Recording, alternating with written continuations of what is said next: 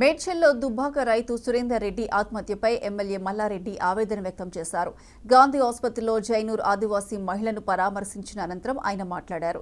రాష్ట్రంలో క్రైమ్ పెరిగిందన్నారు. రుణమాఫీ కాలేదని రైతు ఆత్మహత్య చేసుకున్నారని, తెలంగాణను కాంగ్రెస్ అతలాకుతలం చేస్తుందని మండిపడ్డారు. కేసీఆర్ హయాంలో రైతులు సంతోషంగా ఉన్నారని చెప్పారు. కాంగ్రెస్ వాళ్లు దేవుళ్ల మీద ఒట్టేసి మర్చిపోతారని విమర్శించారు మల్లారెడ్డి. తెలంగాణను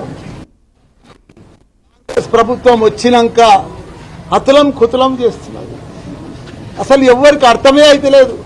ప్రజలంతా అయోమయంలో పడిపోయినారు. రైతులు ఇప్పుడు ఈరోజు సురేందర్ రెడ్డి నా అగ్రికల్చర్ ఆఫీస్లో 52 ఏళ్ల వయసు ఈరోజు మేడ్చల్లా ఊరేసుకొని చనిపోయిండ్రు. రుణమాఫీ కాలేదని ప్రతి ఒక్క రైతులు కూడా మా కేసీఆర్ పాలనలో రైతులు ఎంత ఆనందంగా ఉన్నారు, ఎంత పంటలు పండించారు. దేశానికి ఆదర్శంగా నిలిచింది మా తెలంగాణ రాష్ట్రం. పంటలల్లో రైతులల్లో అంత మంచిగా నడిచారు రైతులన్నలు. ఇవాళ కాంగ్రెస్ వచ్చినాక అతలం కుతలం అయిపోతుంది. రుణమాఫీ చేస్తా అంటారు, మోసపూరిత మాటలు చెప్తారు.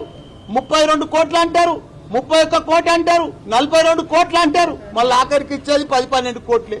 అవి కూడా ఎటు కాకుండా ఇచ్చేసారు. మళ్ళా గుడ్ల మీద ఒట్లు తింటారు, దేవుళ్ళ మీద ఒట్లు తింటారు. ఆ ఒట్లకు కూడా సరిగా చెయ్యరు. ఎక్కడ చూసినా ఇప్పుడు చూసినా అత్యాచారాలు, గుండాయిజము, రౌడీజము, ప్రతి జాగాలో కూడా ఇదే నడుస్తుంది.